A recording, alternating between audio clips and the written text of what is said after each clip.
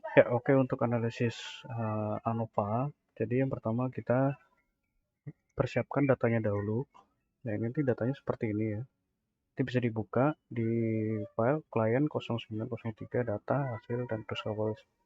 Nah, ini datanya. Jadi datanya ini disusun menjadi uh, vertikal seperti ini. Jadi yang digunakan itu ini.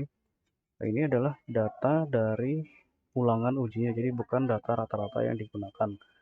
Oke, seperti itu. Terus kita lakukan juga pengkodean. Jadi untuk konsentrasi ppm 500 itu kodenya 1, 250 itu kodenya 2, 125 itu kodenya 3, 62,5 itu kodenya 4, dan kontrol kodenya 5.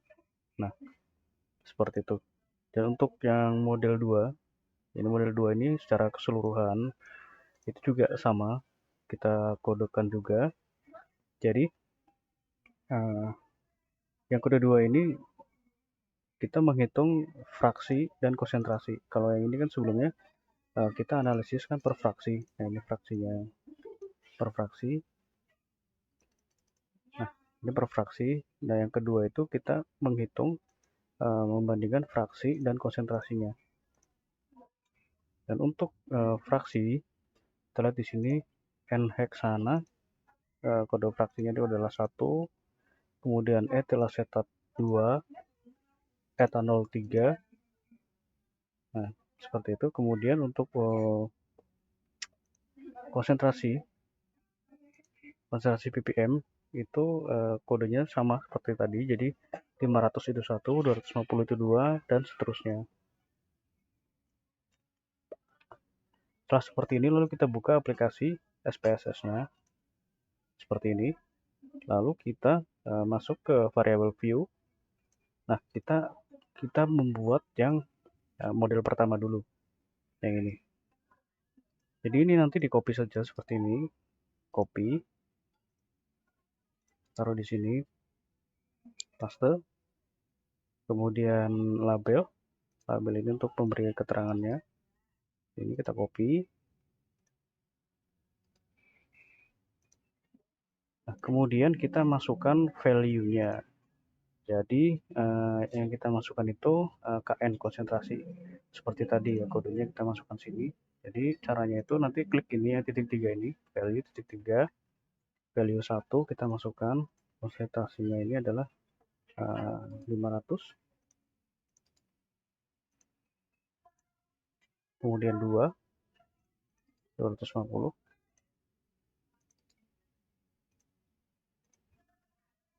3, 125,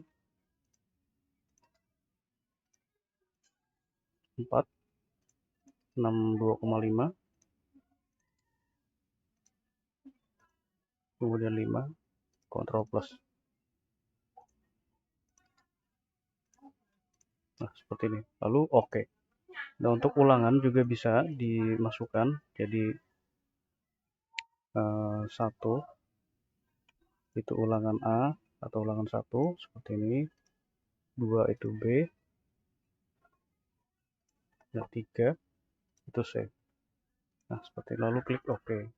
Kita lihat dulu. Nah, kita masuk ke data view, kemudian kita copy data yang akan kita uji. Jadi kita copy ini sudah saya urutkan, jadi tinggal copy saja seperti ini. Copy, kita paste di sini. Nah, nanti akan muncul seperti ini. Untuk memunculkan nama-nama pengkodean tadi, tinggal tekan ini. Nah, akan muncul seperti ini.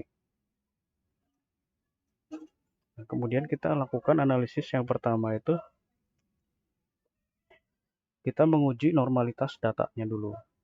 Jadi caranya, klik Analyze, Descriptive Statistic, Explore. Nah, kita masukkan ini file N-hexa, etil asetat sampai etanol. Caranya, klik yang ini yang paling atas, tekan Shift, lalu klik etanol atau yang terakhir ini. Kemudian, klik tanda panah yang ini, masukkan ke dependent list, statistik, kita biarkan plot. Nah, kita pilih normality plot with test. Continue, oke.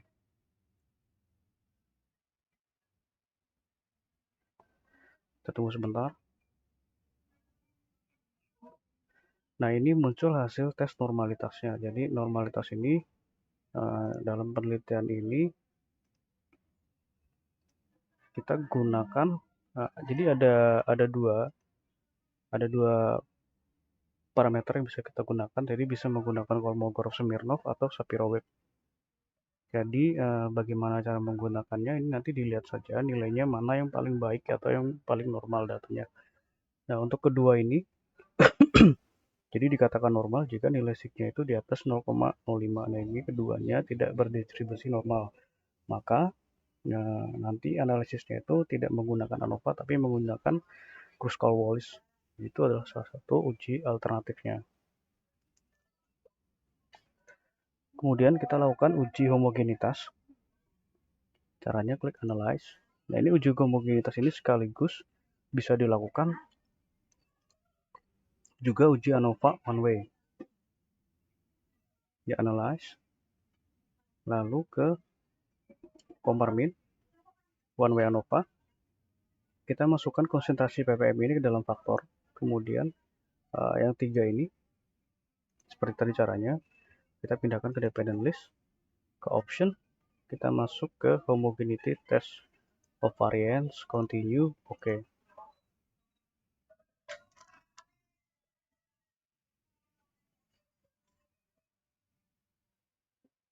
Nah, ini adalah uji homogenitasnya. Jadi yang dilihat itu nilai dari signya ini. Sig based on mean. Nah, yang paling atas ini. Jadi dikatakan homogen jika nilainya ini based on mean ini di atas 0,05. Nah, kita bisa lihat di sini seluruh variabel ini nilainya di bawah 0,05, artinya data itu heterogen.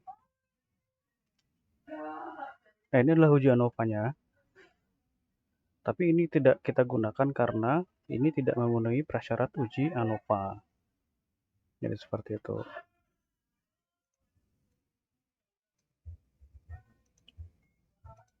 Nah, kemudian setelah seperti ini lalu kita uji Kruskal-Wallis. Caranya klik analyze, non-parametric test, independent sample.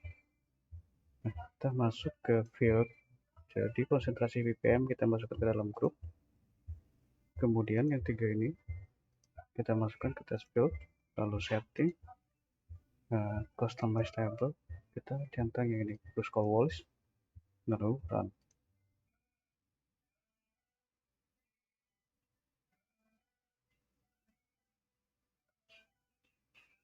Nah, nanti muncul hasilnya seperti ini. Jadi yang dilihat itu ini juga bisa dilihat untuk tes summary. Ini adalah rangkuman dari uji tes Kruskal-Wallis. Nah, kita lihat ininya saja. Jadi ini adalah untuk yang n-hexana.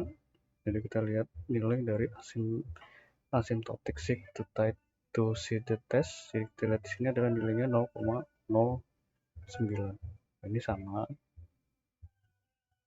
Itu berarti tandanya ada perbedaan signifikan pada konsentrasi ppm yang berbeda terhadap aktivitas antibakteri.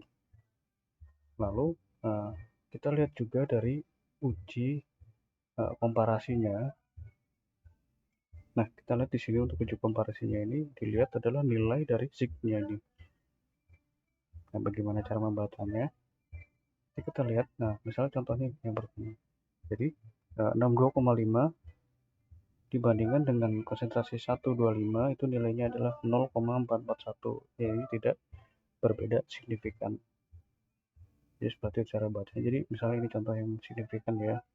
Yang 62,5 dibandingkan dengan konsentrasi 500, nilai signya adalah 0,014. Ini artinya berbeda signifikan. Jadi seperti itu.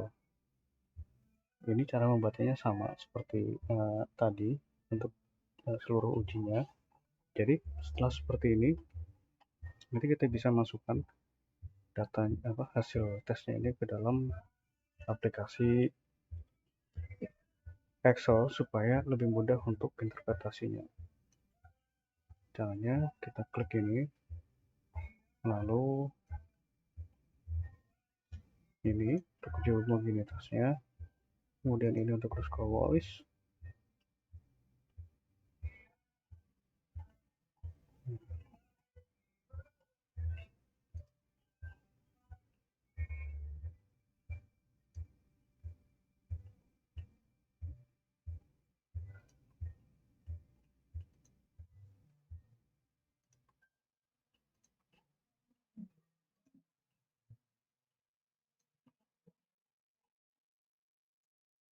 Kita copy. Nah, kita masukkan ke dalam Microsoft Excel. Kita paste seperti ini, kita rapikan, kemudian kita interpretasi. Nah, ini interpretasi yang sudah saya buat. Seperti ini. Ini Kruskal-Wallisnya seperti ini. Jadi, nah, kita bisa lihat di sini mana yang signifikan dan mana yang tidak.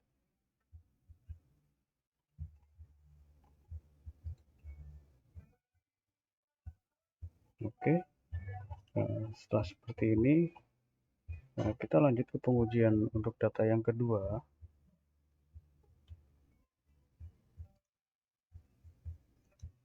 Nah, untuk pengujian yang kedua, kita bisa langsung buka file yang ini. Nah, ini data Kruskal-Wallis 2. Ini sebentar.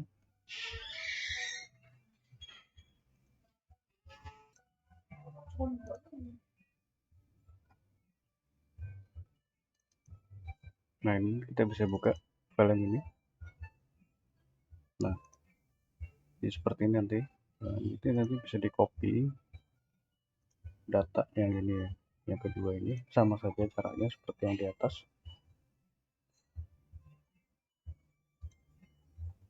Kita lakukan uji normalitasnya dulu.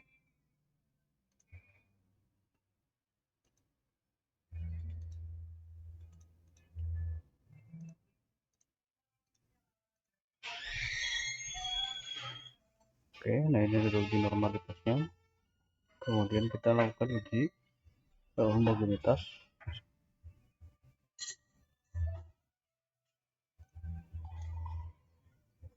Kita masukkan variabel yang akan kita uji, jadi fraksi dan konsentrasi ini ke dalam dependent list. Option, mobility test of variance, continue. Nah, untuk menampilkan ini, menampilkan yang tadi itu, nah, ini untuk menampilkan grafik ini caranya sama saja, yang satu yang kedua. Kita tadi pengujiannya di sini. Nah, kita centang ini main spot. Main spot ini untuk menampilkan grafik yang tadi. Klik continue. Kalau misalkan dibutuhkan ya. Oke. Nah, ini adalah uji untuk homogenitasnya. Jadi ini nilainya di atas dari 0,05. Di datanya ini tandanya adalah homogen.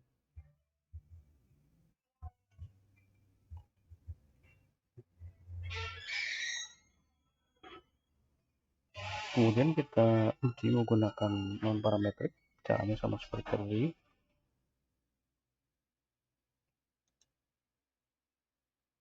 Fail, kita masukkan fraksi terlebih dahulu. Kemudian aktivitas antibakteri ke dalam test field, setting, customize, Kruskal-Wallis, run. Nah, ini kita lihat nilai dari asymptotiknya ya. Ini di bawah 0,05, artinya ini signifikan. Nah, kemudian kita lihat untuk uji lanjutnya ini. Nah, kita lihat di sini variabel mana ya, fraksi mana yang berbeda secara signifikan. Jadi berdasarkan uji lanjut ini kita lihat tadi N heksana dengan etil asetat ini berbeda signifikan.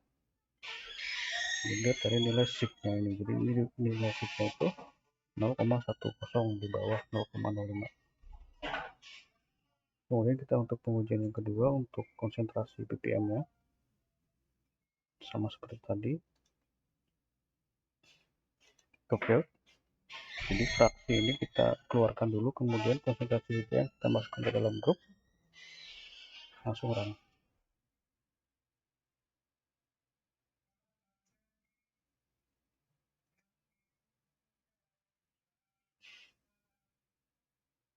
Seperti itu untuk pengujiannya.